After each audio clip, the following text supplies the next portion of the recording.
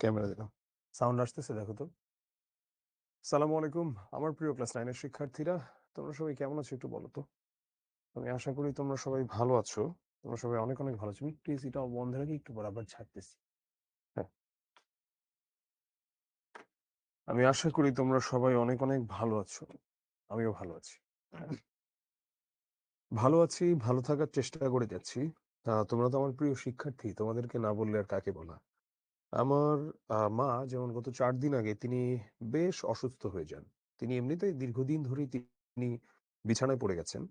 তো আমি যখন তোমাদের ক্লাস নিয়ে ফিরলাম রাত্রেবেলা, বাসায় যেয়ে দেখি যে ওভাবে তিনি খুব একটা রেসপন্স করেন না। তার পায়ের মাঝে যদি অনেক জোরে ধরা হয় বা মানে এরকম করলে এছাড়া তার কোনো মুখের মধ্যে কোনো অভিব্যক্তিও নেই। পরবর্তীতে ডক্টর রনি ভাই বলেন অনেকটা দ্রুতই তাকে একটা বেসরকারি হাসপাতালে নিয়ে যাই। সেখানে নিয়ে যাবার পরে আইসিইউতে তারা ভর্তি করে এবং বেশ চেষ্টা করেছে তারা। তো ১২ ঘন্টার মতো আমরা সেখানটাতে ছিলাম। পরবর্তীতে পিজিতে নিয়ে যাই আইসিইউতে, শাহবাগে। তো সেখানেই আছে এখন পর্যন্ত। আজকে সকাল থেকে ডায়ালাইসিস স্টার্ট হয়েছে। আর ওভাবে তার জ্ঞান খুব একটা ফিরছে না। এই হচ্ছে কথা। এখন আসলে মানুষ অত্যন্ত অসহায় প্রাণী। যতই অহংকার করুক, মানুষ যতই অনেক বড়, বড় কথা বলুক, দিন শেষে মানুষ যে কতটা অসহায় এটার জন্য তুমি যেকোনো হাসপাতালে দেখতে গেলেই এটা সবচেয়ে ভালো অনুভব করতে পারবা যে অত্যন্ত অসহায় এক প্রাণী হচ্ছে এই মানুষ।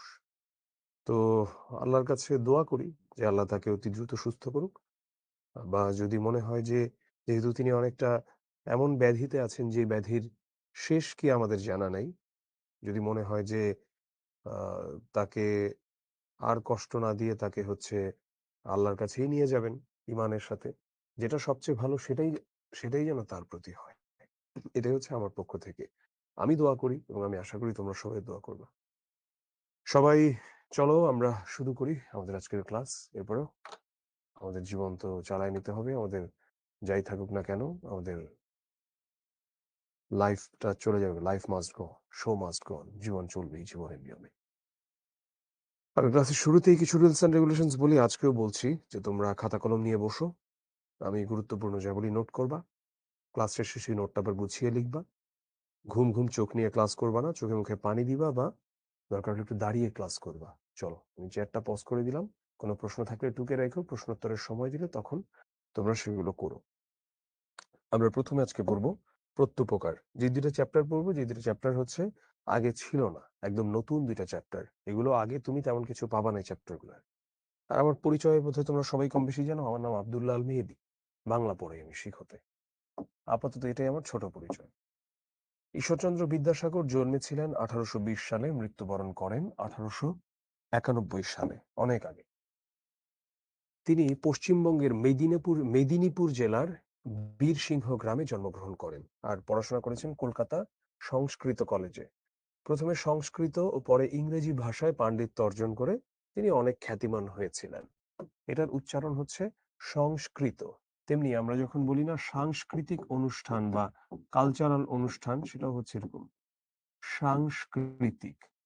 আমরা এটাকে কি বলি? সংস্কৃতি, সাংস্কৃতিক না, সংস্কৃতি, সাংস্কৃতিক। প্রথমে সংস্কৃত পরে ইংরেজি ভাষায় পাণ্ডিত্য অর্জন করে তিনি অনেক সম্মান ও খ্যাতি লাভ করেন। ১৯ বছর বয়সে বিশেষ পরীক্ষায় সাফল্যের মাধ্যমে বিদ্যাসাগর এই উপাধিটা তিনি পান। বিদ্যাসাগর তার কারো নাম না, বিদ্যাসাগর হচ্ছে তার উপাধি। বদান্যতার জন্য জনসাধারণ তাকে দয়ার সাগর বলে আখ্যায়িত করেন। তিনি অনেক দানশীল ছিলেন এটার জন্য। তিনি একাধারে মহাপণ্ডিত, শিক্ষাবিদ, সমাজ সংস্কারক ও খ্যাতনামা লেখক ছিলেন। তোমাদের শিখো অ্যাপে যেই পরিমাণ ফিচার্স আছে এটা কিন্তু বাংলাদেশের আর কোনো এডুকেশন অ্যাপে নাই। তো আজকের এই ক্লাসটা শেষে আমি তোমাদেরকে অনুরোধ করব অবশ্যই তোমরা পরীক্ষা দিবা। তোমরা যদি পরীক্ষা না দাও তাহলে তোমার অবস্থানটা বাংলাদেশের সব শিক্ষার্থীদের সাপেক্ষে কোথায় এটা তুমি যাচাই করতে পারবা না। আর এর চেয়ে সুন্দর সুযোগ আর কি থাকতে পারে যাচাই করার? কারণ এখানে সেই টেকনাফ থেকে তেতুলিয়া, মহেশখালী থেকে নোয়াখালী প্রত্যেকটা জায়গার মানুষ কিন্তু পরীক্ষা দিচ্ছে। তাতে তুমি নিজের অবস্থানটা বুঝতে পারো জাতীয়ভাবে। দেশের দেশে মোটামুটি গড়ে স্টুডেন্টদের সাপেক্ষে তুমি কোন জায়গাতে আছো। তো তোমরা এক্সাম দিবা। এটা আমি রিকোয়েস্ট করবো তোমাদেরকে। 1841 সালে ফোর্ট উইলিয়াম কলেজের তিনি প্রধান পণ্ডিত হিসেবে নিযুক্ত হন। 1851 সালে সংস্কৃত কলেজের অধ্যক্ষ পদে তিনি উন্নীত হন। তো আমি আর অল্প কয়েকটা তথ্য তাকে নিয়ে বলবো, এরপরে চলে যাব আমাদের মূল গল্পে। তিনি প্রথম গদ্যে জ্যোতিচিহ্ন যথাযথভাবে প্রয়োগ করেন, অর্থাৎ দাড়ি, কমা, সেমিকোলন, উদ্ধৃতি চিহ্ন, এগুলো হচ্ছে জ্যোতিচিহ্ন। তো এটাকে আসলে তিনি যথাযথভাবে ব্যবহার করতে এর আগে আসলে মানুষ পারছিলেন না, তো তিনি যথাযথভাবে এটাকে ব্যবহার করেছেন। তার গদ্য শৈলী সমৃদ্ধ হওয়ায় তাকে বলা হয় কি, তাকে বলা হয় বাংলা গদ্যের জনক। 1855 সালে রচিত বর্ণপরিচয় বাংলা ভাষা শিক্ষার প্রথম সার্থক ও পথনির্দেশক গ্রন্থ হিসেবে বিবেচিত। ঈশ্বরচন্দ্র বিদ্যাসাগর 1891 সালের 29শে জুলাই তিনি মৃত্যুবরণ করেন। তার রচনা সমূহের মধ্যে এটা অনেক বিখ্যাত, বেতাল পঞ্চবিংশতি, এটা আমরা অনেক দেখতে পাই। ভ্রান্তি বিলাসও অনেক ফেমাস একটা রচনা। এবারে আমরা চলে যাচ্ছি রচনাতে। আমি একটু এয়ার কন্ডিশনটা ছাড়ি, কারণ এই রুমে তো আসলে অনেক লাইট, অনেক ইকুইপমেন্ট, কিছুক্ষণের মধ্যে অনেক গরম হয়ে যায় রুমটা।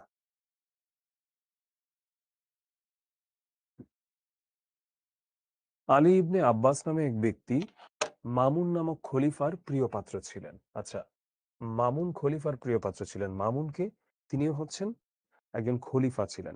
খলিফা বলতে আসলে আমরা বুঝি কি, যদিও খলিফা শব্দের অর্থ নেতা, মূলত ইসলামী শাসন ব্যবস্থা যেখানে চলে, অর্থাৎ শরিয়া সম্মত আইন যেখানে চলে, সেখানে হচ্ছে খলিফার বিষয়টা আসে।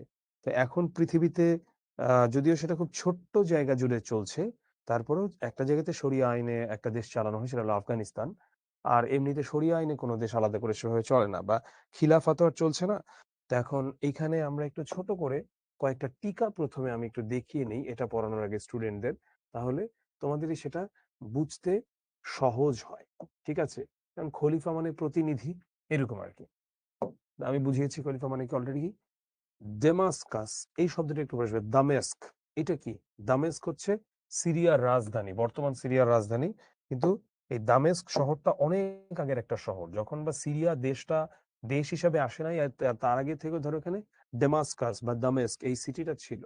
ওই যে মামুন, মামুনটাকে, তিনি হচ্ছেন মূলত আব্বাসীয় খলিফা, এবং খলিফা হারিনু, মানে তিনি ছিলেন হচ্ছে আব্বাসীয় খলিফা, মানে আব্বাসীয় খিলাফত একটা সময়কাল রয়েছে, তো সেই আব্বাসীয় খলিফা হচ্ছে তিনি। আর খলিফা হারুনুর রশিদের তিনি ছেলে ছিলেন। তো যা হোক, তার আমলে বাগদাদে শিল্পকলা, জ্ঞান বিজ্ঞান চর্চার কেন্দ্র পরিণত হয়। এই জন্য তাকে বাইতুল হিকমাহ, ঠিক আছে, হিকমা মানে কি জ্ঞান, সাহিত্য শিল্প একাডেমি প্রতিষ্ঠা করেন তিনি এই বাইতুল হিকমা নামে। আর তার আমলে প্রজারা অনেক সুখী এবং সমৃদ্ধিশালী ছিল। বাগদাদ কি? বাগদাদ হচ্ছে ইরাকের রাজধানী এবং এটা পৃথিবীর অনেক প্রাচীন একটা শহর। আমি বাগদাদের কথা উল্লেখ করতে গিয়ে একটা বই মেলার কথা, একটা বইয়ের বাজারের কথা উল্লেখ করি, যে বইয়ের বাজারটার বয়স হচ্ছে 10,000 বছর। তুমি চাইলে এটা ইউটিউবে সার্চ করে দেখতে পারো, এটা নিয়ে ভ্লগও আছে, তুমি গুগলেও পাবা। সো 10,000 বছর পুরনো একটা বইয়ের বাজার, মানে ক্যান ইউ ইমাজিন, এটা ভাবা যায়? তো সেখানে এখনো প্রতি বন্ধের দিনে ওখানকার জ্ঞানী গুণী মানুষরা আসেন, কবি সাহিত্যিকরা আসেন আড্ডা দিতে। এটা একটা ট্র্যাডিশন। 10,000 বছর আগের বইয়ের দোকান, নট বইয়ের দোকান, সরি, বইয়ের মার্কেট। এটা বাগদাদে। তো ইরাকের রাজধানী ওই বাগদাদ নিয়েই বলা হচ্ছে। আমরা আরো কয়েকটা অপরিচিত শব্দ দেখব, যেমন তার মধ্যে আমি একটা দুটো শব্দ এখানে দেখায় নিই। সেটা হচ্ছে যে কোপানল। কোপানল মানে হচ্ছে কি, অনল মানে আগুন, আর কোপ মানে কি, কোপ শব্দের অর্থ হচ্ছে ক্রোধ। কোপানল মানে হচ্ছে ক্রোধের আগুন, এটাই। চলো, এবারে আমরা চলে যাচ্ছি আমাদের আজকের গল্পে।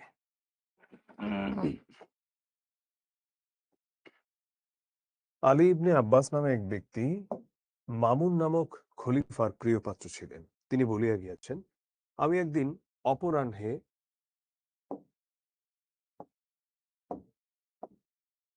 একদিন অপরাহ্নে খলিফার নিকট বসিয়াছি। এমন সময় হস্তপদবদ্ধ, মানে হস্ত মানে হাত, পদ মানে পা, বদ্ধ মানে বাধা, হাত পা বাধা এক ব্যক্তি তাহার সম্মুখে নীত হইলেন, মানে একদম নিচু হয়ে দাঁড়ালেন। খলিফা আমার প্রতি এই আজ্ঞা করিলেন, মানে আদেশ করলেন, তুমি এই ব্যক্তিকে আপন আলয়ে লইয়া গিয়া নিজের বাসায় নিয়ে গিয়ে রুদ্ধ করিয়া রাখিবে, মানে আটকে রাখবে, এবং কল্ল মানে কাল আমার নিকট উপস্থিত করিবে। তদীয় ভাব দর্শনে স্পষ্ট প্রতীত হইল। তদীয় ভাব দর্শনে স্পষ্ট প্রতীত হইল। তদীয় ভাব দর্শন মানে হচ্ছে তার কথাবার্তায় স্পষ্ট প্রতীত হইল, মানে বোঝা গেল তিনি ওই ব্যক্তির উপর অত্যন্ত ক্রুদ্ধ হইয়াছেন, খুবই ক্ষেপে আছেন। আমি তাহাকে আপন আলয়ে নিজের বাসায় আনিয়া অতি সাবধানে রুদ্ধ করিয়া, মানে আটকে রাখলাম। কারণ যদি তিনি পলাইয়া যান, আমাকে খলিফার কোপে পতিত হইতে হইবে। কোপে মানে হচ্ছে ক্রোধে, বা তার ক্ষোভের মধ্যে আমাকে পড়তে হবে। পতিত হইতে হইবে মানে পড়তে হবে। কিয়ৎক্ষণ পরে, মানে কিছুক্ষণ পরে, আমি তাহাকে জিজ্ঞাসিলাম, আপনার নিবাস কোথায়, মানে আপনার বাসা কোথায়? তিনি বলিলেন, ডেমাস্কাস আমার জন্মস্থান। আমি যেটা বললাম একটু আগে, ডেমাস্কাসটা কি? দামেস্ক, সিরিয়ার যে রাজধানী। ওই নগরের যে অংশে বৃহৎ মসজিদ আছে, তথায় আমার বাস। সেখানে আমার, মানে আমি সেখানেই থাকি। আমি বলিলাম, ডেমাস্কাস নগরের বিশেষত যে অংশে আপনার বাস, তাহার উপর জগদীশ্বরের শুভ দৃষ্টি থাকুক। মানে আল্লাহর বা জগতের যে ঈশ্বর, তার উপর সে যেন ওটার প্রতি ভালো নেক নজর দেয় বা শুভ দৃষ্টি দেয় ওই নগরের উপরে। কেন? ওই অংশের অধিবাসী এক ব্যক্তি একসময় আমার প্রাণ দান দিয়েছিলেন। আচ্ছা, বোঝা গেল এই মামুনের প্রাণ বাঁচিয়েছিল। মামুনের প্রাণ কিভাবে? সরি, আলী ইবনে আব্বাস, আলী ইবনে আব্বাসের প্রাণ বাঁচিয়েছিল কিভাবে? আমার এই কথা শুনিয়া তিনি সবিশেষ জানিবার নিমিত্ত, নিমিত্ত মানে জন্য, মানে জানার জন্য ইচ্ছা প্রকাশ করলে আমি বলতে আরম্ভ করলাম। বহু বছর পূর্বে ডেমাস্কাসের শাসনকর্তা পদচ্যুত হইলে, আচ্ছা, যেমন পদচ্যুত হওয়া মানে কি? যিনি তদীয় পদে অধিষ্ঠিত হন, আমি তাহার সঙ্গে তথায় গিয়াছিলাম। আচ্ছা, শাসনকর্তা যখন পদচ্যুত হয়, তো মানে যখন হচ্ছে সেখান থেকে শাসনকর্তার পাওয়ারটা চলে যায়, যেমন শেখ হাসিনাকে বলতে পারো পদচ্যুত হয়েছে। যিনি তদীয় পদে অধিষ্ঠিত হন, তিনি সেই পদে অধিষ্ঠিত হয়েছেন, আমি তাহার সমভিহারে, মানে আমি তার সঙ্গে তথায় সেখানে গিয়েছিলাম। পদচ্যুত শাসনকর্তা বহু সংখ্যক সৈন্য লইয়া আমাদিগকে আক্রমণ করিলেন। আচ্ছা, যেহেতু যে নতুন যার সাথে দেখা করতে গিয়েছিল, এখন ধরো ইউনূস স্যারের সাথে, ডক্টর মোহাম্মদ ইউনূস স্যারের সাথে দেখা করতে আসলো পাকিস্তান থেকে কেউ, এখন ধরো কোথা থেকে আওয়ামী লীগের লোকজন এসে অ্যাটাক দিল তাদেরকে, এরকম বলতে পারো। আমি প্রাণ ভয়ে পলাইয়া এক সম্ভ্রান্ত লোকের বাড়িতে প্রবিষ্ট হইলাম, মানে প্রবেশ করলো, ঢুকলো, এবং গৃহস্বামীর নিকট গিয়া সেই গৃহের মালিকের কাছে গিয়ে অতি কাতর বচনে, বচনে মানে ভাষায়, প্রার্থনা করিলাম, আপনি কৃপা করিয়া আমার প্রাণ রক্ষা করুন। কৃপা বলে দয়া করে। আমার প্রার্থনা বাক্য শুনিয়া গৃহস্বামী আমায় অভয় প্রদান করিলেন। আমি তদীয় আবাসে, মানে সেই বাসায় 1 মাস নির্ভয়ে ও নিরাপদে অবস্থান করিলাম। একদিন আশ্রয়দাতা আমায় বলিলেন, এ সময়ে অনেক লোক বাগদাদ যাইতেছেন। আমরা কিন্তু আবার দেখি যে ইবনে আব্বাস যিনি কথা বলছেন, তিনি কিন্তু বাগদাদের। আর তিনি গিয়েছিলেন কোথায়? তিনি গিয়েছিলেন দামেস্কে। বাগদাদ বর্তমানের কোথায়? ইরাকে, ইরাকের রাজধানী। আর দামেস্ক কোথায়? দামেস্ক হচ্ছে সিরিয়াতে, সিরিয়ার রাজধানী। স্বদেশে প্রতিগমনের পক্ষে আপনি ইহা অপেক্ষা অধিক সুবিধার সময় পাইবেন না। মানে দেশে ফেরার জন্য আপনি এর চেয়ে ভালো সময় পাবেন না। আমি সম্মত হইলাম। আমার সঙ্গে কিছুমাত্র অর্থ ছিল না, কোনো টাকা পয়সা ছিল না। লজ্জাবশত আমি তাহার নিকট সে কথা বলতে পারলাম না। তিনি আমার আকার প্রকার দর্শনে, মানে হাবভাব দেখে বুঝতে পারলেন, কিন্তু তৎকালে, মানে ওই সময় কিছু না বলে মৌন অবলম্বন করিয়া রহিলেন, মানে চুপ করে থাকলেন। তিনি আমার জন্য যে সমস্ত উদ্যোগ করিয়া রাখিয়াছিলেন প্রস্থান দিবসে, মানে চলে যাবার দিন, তাহা দেখিয়া, সেটা দেখে আমি বিস্ময়াপন্ন হইলাম, অবাক হয়ে গেল বিস্ময়। একটি উৎকৃষ্ট অশ্ব সুসজ্জিত হইয়াছে, এটা খুব সুন্দর ঘোড়া, অনেক কিছু দিয়ে সুসজ্জিত হইয়াছে। আর একটি অশ্বের পৃষ্ঠে, ঘোড়ার পিঠে খাদ্য সামগ্রী স্থাপিত হইয়াছে, খাদ্য সামগ্রী রাখা। আর পথে আমার পরিচর্যা করিবার নিমিত্ত, আমার পরিচর্যা করবার জন্য একটি ভৃত্য, মানে একটা চাকর প্রস্থানার্ধে প্রস্তুত হইয়া রহিয়াছে। মানে সে প্রস্তুত হইয়াছে, চাকর হিসেবে সেও যাবে আর কি তার সাথে। প্রস্থান সময় উপস্থিত হইলে, যাওয়ার সময় আসলে, সেই দয়াময় সদাশয় আশ্রয়দাতা আমার হস্তে একটি স্বর্ণমুদ্রার থলি দিলেন এবং আমাকে যাত্রীদের নিকটে লইয়া গেলেন। তন্মধ্যে যাহাদের সহিত তাহার আত্মীয়তা ছিল, তাহাদের সঙ্গে আলাপ করাইয়া দিলেন। আমি আপনকার বসতি স্থানে এই সমস্ত উপকার প্রাপ্ত হইয়াছিলাম। এই জন্য পৃথিবীতে যত স্থান আছে, ওই স্থান আমার সর্বাপেক্ষা প্রিয়। কোন স্থান? এটা হলো দামেস্ক, সিরিয়ার দামেস্ক। এই নির্দেশ করিয়া দুঃখ প্রকাশ পূর্বক আমি বলিলাম, আক্ষেপের বিষয় এই, আমি এ পর্যন্ত সেই দয়াময় আশ্রয়দাতার কখনো কোনো উদ্দেশ্য পাইলাম না। যদি তাহার নিকট কোনো অংশে কৃতজ্ঞতা প্রদর্শনের অবসর পাই, মানে যদি তার নিকট কৃতজ্ঞতা প্রকাশ করার কোনো সুযোগ পাই, তাহা হইলে মৃত্যুকালে আমার কোনো ক্ষোভ থাকে না। মানে তাহলে মরার সময় আমার আর কোনো আক্ষেপ থাকে না। আমি মরেও শান্তি পাব। যদি তাহার নিকট কোনো অংশে কৃতজ্ঞতা প্রদর্শনের অবসর পাই, তাহা হইলে মৃত্যুকালে আমার কোনো ক্ষোভ থাকে না। এই কথা শুনিবা মাত্র তিনি অতিশয় আহ্লাদিত হইয়া বলিলেন, আপনার মনস্কাম মানে মনের ইচ্ছা পূর্ণ হইয়াছে। আপনি যে ব্যক্তির উল্লেখ করিলেন সে এই হতভাগ্যই আপনাকে ১ মাস কাল আপন আলয়ে, মানে আলয় মানে বাসা, আপন মানে নিজের, আপন আলয় নিজের বাসায় রাখিয়াছিল। তাহার এই কথা শুনিয়া আমি চমকিয়া উঠিলাম, সবিশেষ অভিনিবেশ সহকারে। সবিশেষ মানে বিশেষ, অভিনিবেশ মানে কি? অভিনিবেশ শব্দের অর্থ হচ্ছে মনোযোগ। এই শব্দগুলো একটু লিখে ফেলবা, হ্যাঁ? কারণ এগুলো পরে ভুলে যাবা নয়তোবা। সবিশেষ মনোযোগ সহকারে কিয়ৎক্ষণ কিছুক্ষণ নিরীক্ষণ করিয়া ওই লোকটাকে দেখে তাহাকে চিনিতে পারিলাম। আহ্লাদে পুলকিত হয়ে, অনেক খুশি হয়ে, অশ্রুপূর্ণ নয়নে, মানে একদম জল ভরা চোখে আলিঙ্গন করলাম। তাহার হস্ত ও পদ হইতে লৌহ শৃঙ্খল খুলিয়া দিলাম, লোহাগুলো খুলে দিল। এবং কি দুর্ঘটনা ক্রমে তিনি খলিফার কোপে বা ক্রোধে পড়েছেন সেটা জানার জন্য অধীরভাবে আগ্রহী হয়ে গেলাম। তখন তিনি বলিলেন, কতিপয় নীচ প্রকৃতির লোক ঈর্ষাবশত হিংসার কারণে শত্রুতা করিয়া খলিফার নিকট আমার উপর উৎকট দোষারোপ করিয়াছে। ঠিক আছে? অনেক অনেক দোষ দিয়েছে। তজ্জন্য, এই জন্য তদীয় আদেশ ক্রমে, সেই আদেশানুসারে হঠাৎ অবরুদ্ধ আটকে ফেলেছে ও এখানে আনা হয়েছে। আসিবার সময় স্ত্রী পুত্র কন্যাদিগের সহিত দেখা করিতে দেয় নাই। বোধ করি আমার প্রাণদণ্ড হইবে। হয়তোবা সে ভাবছে যে তার মৃত্যুদণ্ড হবে বা তার মৃত্যু হবে। অতএব আপনার নিকট বিনীত বাক্যে প্রার্থনা এই, আপনি অনুগ্রহ করিয়া আমার পরিবার বর্গের নিকট এই সংবাদ পাঠাইয়া দিবেন। তাহা হইলে আমি যথেষ্ট উপকৃত হইব। তাহার এই প্রার্থনা শুনিয়া আমি বলিলাম, না না, আপনি এক মুহূর্তের জন্য প্রাণনাশের আশঙ্কা করিবেন না। আপনি এই মুহূর্ত হইতে স্বাধীন। এই বলিয়া পাথেয় স্বরূপ সহস্র স্বর্ণমুদ্রার একটি থলি তাহার হস্তে দিয়া বলিলাম, আপনি অবিলম্বে প্রস্থান করুন। মানে বলল না, আপনার কোনো ক্ষতি হবে না, আপনি স্বাধীন। একটা সহস্র স্বর্ণমুদ্রা দেওয়া হলো, প্যাকেটটা দিয়ে বলল, আপনি অবিলম্বে প্রস্থান করুন, রওনা দেন এবং স্নেহাস্পদ পরিবার বর্গের সহিত মিলিত হইয়া সংসার যাত্রা সম্পন্ন করুন। মানে হচ্ছে আপনার কাছের পরিবারের সদস্যদের কাছে যে আপনি ভালো মতো ঘর সংসার করুন। আপনাকে ছাড়িয়ে দিলাম। এজন্য আমার উপর খলিফার মর্মান্তিক ক্রোধ ও দেশ জন্মিবে, তাহাতে সন্দেহ নাই। কিন্তু যদি আপনার প্রাণ রক্ষা করিতে পারি, তাহা হইলে সেজন্য আমি অনুমাত্র দুঃখিত হইব না, আমি একটুও কষ্ট পাব না এটাতে। আমার প্রস্তাব শুনিয়া তিনি বলিলেন, আপনি যাহা বলিতেছেন আমি কখনোই তাহাতে সম্মত হইতে পারিব না। আমি কখনোই সেটা মেনে নিতে পারব না। আমি এত নিচাশয় ও স্বার্থপর নই যে কিছুকাল পূর্বে যে প্রাণের রক্ষা করিয়াছি, আপন প্রাণ রক্ষার্থে এক্ষণে সেই প্রাণের বিনাশের কারণ হইব। মানে উনি বলল যে আপনি বললেও আমি এভাবে যাব না। আমি এতটাও নীচ নই যে শুধু নিজের প্রাণকে বাঁচাতে একসময় আমি যেই ব্যক্তির আর প্রাণ রক্ষা করেছিলাম, আজকে আমি তাকে মৃত্যুর মুখে ঠেলে দিব। তাহা কখনো হইবে না। যাহাতে খলিফা আমার উপর অক্রোধ হন, মানে অখুশি হন, আপনি দয়া করিয়া তাহার যথোপযুক্ত চেষ্টা দেখুন। সরি, অক্রোধ মানে অখুশি না, মানে তার উপর যে ক্রোধটা আছে এটা যাতে সরে যায়, এটা যাতে খলিফা করে, এটার জন্য দয়া করে যেটা চেষ্টা সেটা যাতে দেখে। তাহা হইলেই আপনার প্রকৃত কৃতজ্ঞতা প্রদর্শন করা হইবে। যদি আপনার চেষ্টা সফল না হয়, তাহা হইলেও আমার কোনো ক্ষোভ থাকিবে না।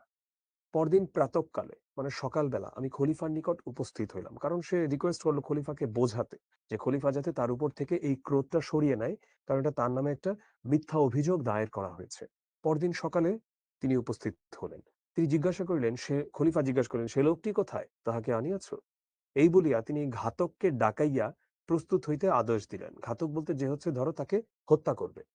তখন আমি তাহার চরণে পতিত হইয়া, মানে পায়ে পড়ে বিনীত ও কাতর ভাষায় বলিলাম, ধর্মাবতার।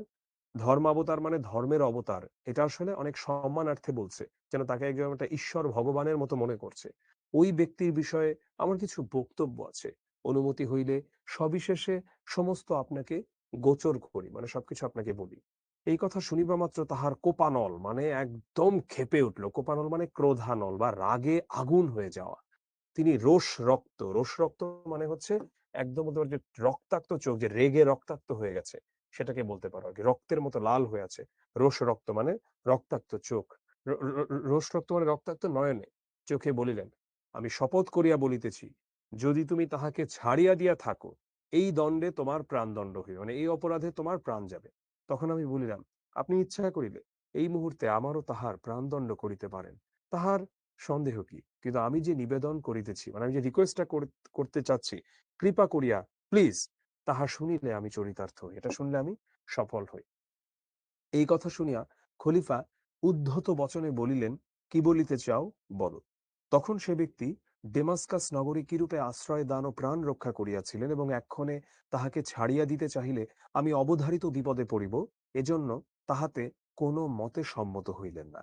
এই দুই বিষয়ে সবিশেষ নির্দেশ করিয়া বলিলাম, ধর্মাবতার, যে ব্যক্তির এরূপ প্রকৃতি ও এরূপ মতি, প্রকৃতি মানে হচ্ছে তার নেচারটাই এমন, মতি মানে ইচ্ছা, অর্থাৎ যে ব্যক্তি এমন দয়াশীল, পরোপকারী, ন্যায়পরায়ণ ও সৎ বিবেচক, তিনি কখনোই দুরাচার নহেন।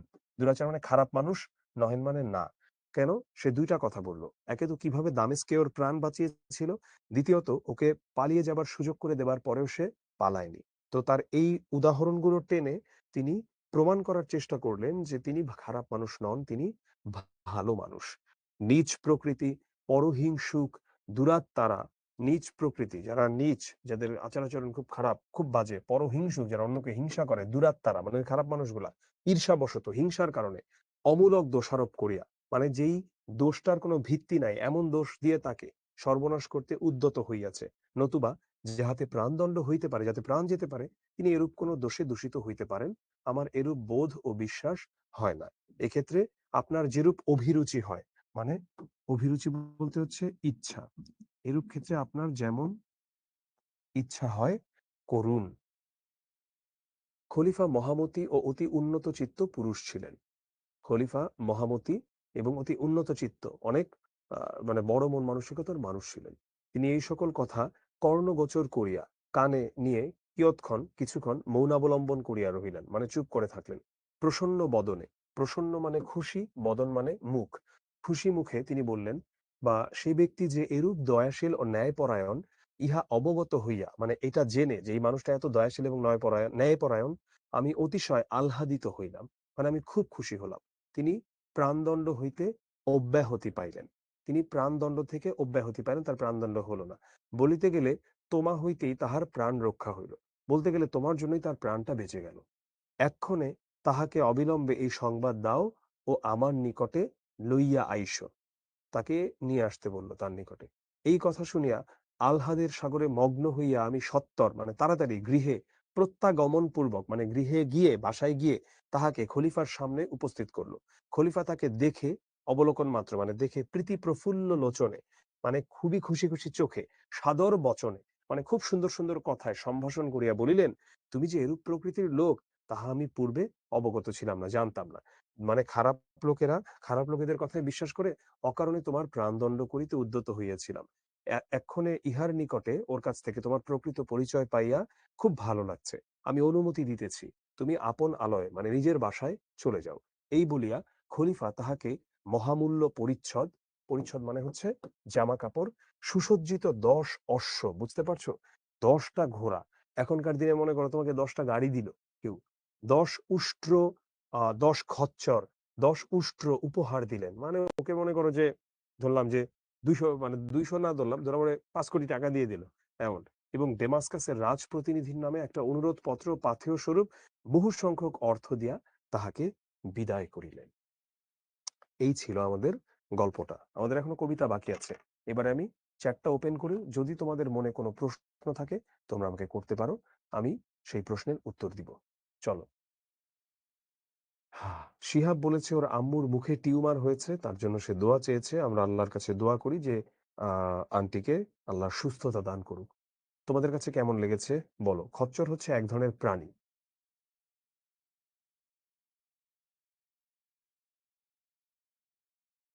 আলিঙ্গন মানে হচ্ছে জড়িয়ে ধরা। তো তখন যখন এই যে পরিচয় পেয়েছে যে আরে এই তো সেই লোক যে আমাকে 1 মাস থাকতে দিয়েছিল দামেস্কে তার বাসায়, তখন তাকে জড়িয়ে ধরে। আচ্ছা, অভয় মানে হচ্ছে "তুমি কোনো ভয় পাইও না, ভয় পাইস না।" এটাই হয়। সম্ভ্রান্ত মানে খুব ভালো কোনো পরিবার বা খুব ভালো জায়গা। এটাকে ধরো সম্ভ্রান্ত পরিবার। মানে খুব ভালো পরিবার থেকে আসা। বাগদাদ ইরাকের রাজধানী আরকি। দুরাত্মারা মানে খারাপ মানুষরা। আখ্যান মঞ্জুরি মানে এই পুরা কাহিনীটার কথা বলছি। নিচাশয়। এরা নীচ, নিচু ছোট লোক এরকম আরকি। নিমিত্ত মানে জন্য। হ্যাঁ। না রনি ভাইয়ের কিছু হয় নাই। আমি বলেছিলাম আজকে ক্লাসের শুরুতে যে রনি ভাই নিজে তো একজন ডাক্তার, তাই না? চক্ষু স্পেশালিস্ট। সো রনি ভাই যেহেতু আমার সাথে আমি রনি ভাই অফিসের আমার সবচেয়ে ক্লোজ কলিগ বলা যায়। রনি ভাইয়ের সবচেয়ে ক্লোজ কলিগ আমি। সো যখন আমার মায়ের এমন একটা অবস্থা যে ধরো তাকে যদি অনেক জোরে তার পায়ে কোনো কিছু দিয়ে আঁচড় না দিলে বা কিছু না দিলে সে কোনো রেসপন্সই করতেছে না। তার মুখে কোনো অভিব্যক্তি নাই। তো তখন রনি ভাইকে আমি জানানোর পর মানে ডক্টর রনি ভাইকে উনি হচ্ছেন সাথে, সাথে